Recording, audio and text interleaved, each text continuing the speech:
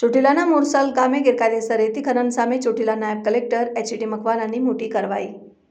ચોટીલા તાલુકાના મોરસાલ ગામે ચાલતા ગેરકાયદેસર રેતી ખનન પર તંત્રએ મોટી કાર્યવાહી કરી। નાયબ કલેક્ટર એચ.ડી. મકવાણાની ટીમે સ્થળ ઉપર છાપો મારી 16 tractor, 5 dumper, 1 JCB, loader machine, wash પ્લાન્ટની મશીનરી અને ગેરકાયદેસર વીજ કનેક્શન સહિત અંદાજે ₹7.10 કરોડનો મુદ્દામાલ જપ્ત કર્યો।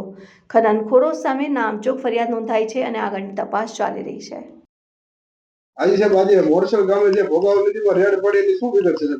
આજે સવારે 10 વાગે અમારી નાયબ કલેક્ટર 5 ચોટીલાની ટીમ સાથે અમો ખાનગી ગાડીની અંદર મોરસલ ગામે જે ભોગાવો નદી આવેલી છે તે ભોગાવો નદીની અંદર રેડ પાડતા ત્યાંથી બાજુની અંદર પ્રાથમિક શાળા છે ત્યાં તદ્દન ગેરકાયદેસર વોશ પ્લાન્ટ આવેલા હતા તેમજ ભોગાવો નદીમાંથી ગેરકાયદેસર રેતીનું ખનન કરી અને એ પ્લાન્ટ ખાતે પણ લાવવામાં આવતું હતું અને જે રેડ પાડતા જે ટ્રેક્ટર 16 છે, ડમ્પર 5, જેસીબી 1 તેમજ લોડર મશીન 1 અને વોશ પ્લાન્ટની મશીનરી તેમજ ગેરકાયદેસર વીજ કનેક્શન આવી કુલ 7 કરોડ ને 10 લાખની જે મુદ્દામાલ છે જપ્ત કરવામાં આવેલો છે અને આ તમામે તમામ મુદ્દામાલ જપ્ત કરી તેમજ રેતીના જે સ્ટોક છે એ પણ સીઝર હુકમ કરી અને મામલાદાર કચેરી ખાતે ચોટીલા ખાતે ખસેડવામાં આવેલ છે અને આ જે તદ્દન ગેરકાયદેસર જે ભોગાવો નદીમાં ખનન કરતા હતા એવા ભવાન લખુ શિયાળિયા અને ભરતભાઈ લીંબાળિયા